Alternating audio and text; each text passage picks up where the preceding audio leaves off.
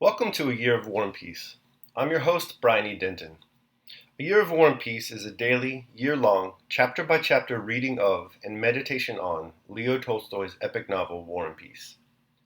In these videos and podcasts, you'll be treated to a free reading of one chapter per day of the novel, plus a reflective essay I've written individually tailored to that day's chapter. These readings are offered for free, though if you'd like to support me, you can do so in one of three ways. First, you could purchase my ebook, A Year of War and Peace. It features the entire novel, plus all of my reflective essays, and it's only $2.99 on Amazon.com. You could also become a patron at patreon.com/Brian E. Denton. If you sign up there, you'll receive a sonnet once a month, plus a link to an ebook of my collected sonnets. Finally, if you like, you can make a one-time donation to my PayPal account. The email there is brianedenton@gmail.com. You can also use that email to contact me. I'd be happy to hear from you. Your support is greatly appreciated. Today's reading and reflection is on Chapter 61. Chapter 61. At 8 o'clock, Kutuzov rode to Pratzen at the head of the fourth column, Miloradovich's, the one that was to take the place of Przebysowski's and Langeron's columns, which had already gone down into the valley. He greeted the men of the foremost regiment and gave them the order to march, thereby indicating that he intended to lead that column himself. When he had reached the village of Pratzen, he halted. Prince Andrew was behind, among the immense number forming the commander-in-chief's suite. He was in a state of suppressed excitement and irritation, though controlledly calm as a man is at the approach of a long-awaited moment. He was firmly convinced that this was the day of his Toulon, or his bridge of Arcola. How it would come about he did not know, but he felt sure it would do so. The locality and the position of our troops were known to him as far as they could be known to anyone in our army. His own strategic plan, which obviously could not now be carried out, was forgotten. Now, entering into Weyrother's plan, Prince Andrew considered possible contingencies and formed new projects such as might call for his rapidity of perception and decision. To the left down below in the midst, the musketry fire of unseen forces could be heard. It was there Prince Andrew thought the fight would concentrate. There we shall encounter difficulties, and there, thought he, I shall be sent with a brigade or division, and there, standard in hand, I shall go forward and break whatever is in front of me. He could not look calmly at the standards of the passing battalions. Seeing them, he kept thinking, that may be the very standard with which I shall lead the army. In the morning, all that was left for the night mist on the heights was a hoarfrost, now turning to dew, but in the valleys it still lay like a milk-white sea. Nothing was visible in the valley to the left into which our troops had descended and from whence came the sounds of firing. Above the heights was the dark, clear sky, and to the right the vast orb of the sun. In front, far off on the farther shore of that sea of mist, some wooded hills were discernible, and it was there the enemy probably was, for something could be descried. On the right the guards were entering the misty region with a sound of hoofs and wheels, and now and then a gleam of bayonets. To the left, beyond the village, similar masses of cavalry came up and disappeared in the sea of mist. In front and behind moved infantry. The commander-in-chief was standing at the end of the village letting the troops pass him by. That morning Kutuzov seemed worn and irritable. The infantry passing before him came to a halt without any command being given, apparently obstructed by something in front. Do order them to form into battalion columns and go round the village, he said angrily to a general who had ridden up. Don't you understand, your excellency, my dear sir, that you must not defile through narrow street villages when we are marching against the enemy? I intended to reform them beyond the village, your excellency, answered the general. Kutuzov laughed bitterly. You'll make a fine thing of it, deploying inside of the enemy. Very fine. The enemy is still far away, your excellency, according to the dispositions. The dispositions, exclaimed Kutuzov bitterly. Who told you that? Kindly do as you are ordered. Yes, sir. My dear fellow, Nesvitsky whispered to Prince Andrew, the old man is as surly as a dog. An Austrian officer in a white uniform with green plumes in his hat galloped up to Kutuzov and asked in the Emperor's name had the fourth column advanced into action. Kutuzov turned around without answering, and his eye happened to fall upon Prince Andrew, who was beside him. Seeing him, Kutuzov's malevolent and caustic expression softened, as if admitting that what was being done was not his adjutant's fault. And still not answering the Austrian adjutant, he addressed Bolkonsky. Go, my dear fellow, and see whether the 3rd Division has passed the village. Tell it to stop and await my orders. Hardly had Prince Andrew started, than he stopped him, and asked whether sharpshooters have been posted. He added, What are they doing? What are they doing? He murmured to himself, still not replying to the Austrian. Prince Andrew galloped off to execute the order. Overtaking the battalions that continued to advance, he stopped the 3rd Division and convinced himself that there really were no sharpshooters in front of our columns. The colonel, at the head of the regiment, was much surprised at the commander-in-chief's order to throw out skirmishers. He had felt perfectly sure that there were other troops in front of him, and that the enemy must be at least 6 miles away. There was really nothing to be seen in front except a barren descent hidden by dense mist. Having given orders to the commander-in-chief's name to rectify this omission, Prince Andrew galloped back. Kutuzov, still in the same place, his stout body resting heavily in the saddle with the lassitude of age, sat yawning warily with closed eyes. The troops were no longer moving, but stood with the butts of their muskets on the ground. All right, he said to Prince Andrew, and turned to a general who, watch in hand, was saying it was time they started, as all the left flank columns had already descended. Plenty of time, Your Excellency, muttered Kutuzov in the midst of a yawn. Plenty of time, he repeated.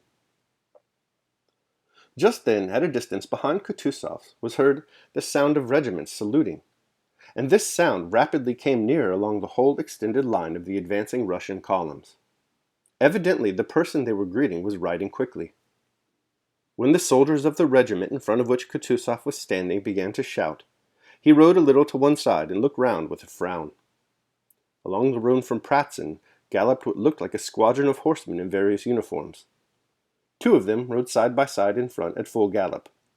One, in a black uniform with white plumes in his hat, rode a bobtailed chestnut horse. The other, who was in a white uniform, rode on a black one. These were 2 emperors, followed by their suites. Kutuzov, affecting the manners of an old soldier at the front, gave the command, "Attention!"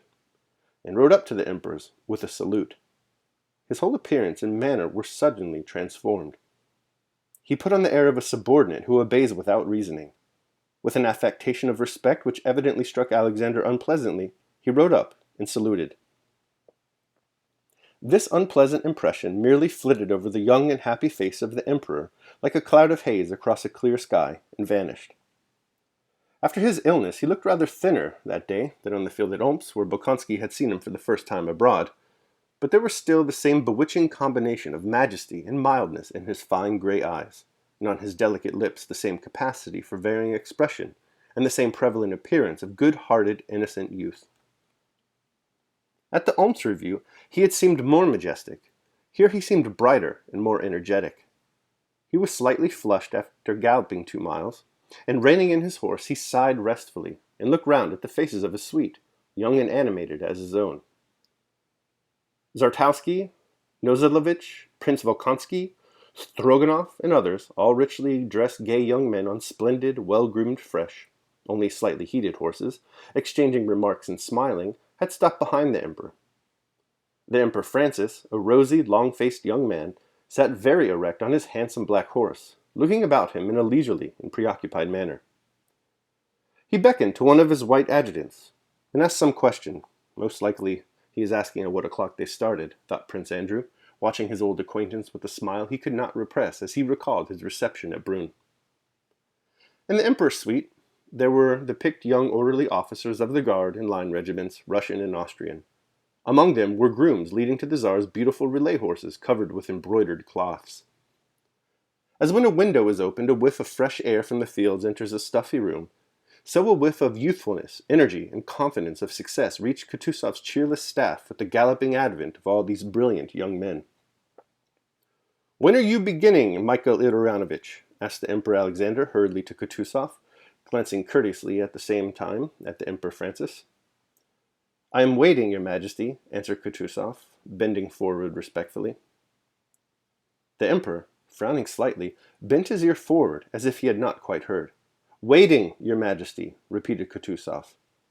Prince Andrew noted that Kutuzov's upper lip twitched unnaturally as he said the word waiting. "Not all the columns have formed up yet, Your Majesty." The Tsar heard, but obviously did not like the reply. He shrugged his rather round shoulders and glanced at Novoletsev, who was near him, as if complaining of Kutuzov. "You know, Michael Ilarinovitch, we are not on the Empress's field, where a parade does not begin till all the troops are assembled," said the Tsar with another glance at the Emperor Francis, as if inviting him, if not to join in, at least to listen to what he was saying. But the Emperor Francis continued to look about him, and did not listen. "That is just why I do not begin, sire," said Kutuzov in a resounding voice, apparently to preclude the possibility of not being heard, and again something in his face twitched. "That is just why I do not begin, sire, because we are not on parade, and not on the Empress's field," said he clearly and distinctly. In the Emperor's suite all exchanged rapid looks that expressed dissatisfaction and reproach. "Old though he may be, he certainly should not speak like that," their glances seemed to say. The Tsar looked intently and observantly into Kutuzov's eye, waiting to hear whether he would say anything more. But Kutuzov, with respectfully bowed head, seemed to be waiting also. The silence lasted for about a minute. "However, if you command it, your Majesty," said Kutuzov, lifting his head and again assuming his former tone of a dull, unreasoning, but submissive general. He touched his horse, and having called Miloradovich, the commander of the column, gave him the order to advance.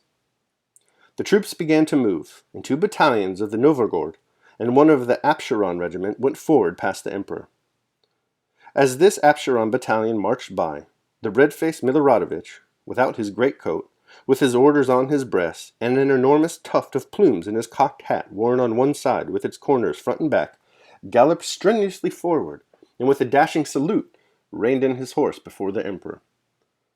"God be with you, General," said the Emperor.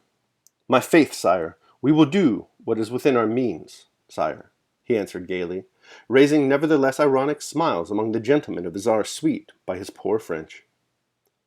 Miloradovich wheeled his horse sharply and stationed himself a little behind the Emperor. The Absheron men, excited by the Tsar's presence, passed in step before the Emperors and their suites at bold, brisk paces. "Lads!" shouted Miloradovich in a loud, self-confident and cheery voice, obviously so elated by the sound of firing, by the prospect of battle, and by the sight of the gallant Absherons, his comrades in Suvorov's time, now passing so gallantly before the Emperors, that he forgot the sovereign's presence. "Lads, it's not the first village you've had to take," cried he. "Glad to do our best," shouted the soldiers. The Emperor's horse started at the sudden cry. This horse that had carried the sovereign at reviews in Russia bore him also here on the field of Austerlitz, enduring the heedless blows of his left foot and pricking its ears at the sound of shots just as it had done in the Empress's field, not understanding the significance of the firing, nor of the nearness of the Emperor Francis's black cob, nor of all that was being said, thought, and felt that day by its rider.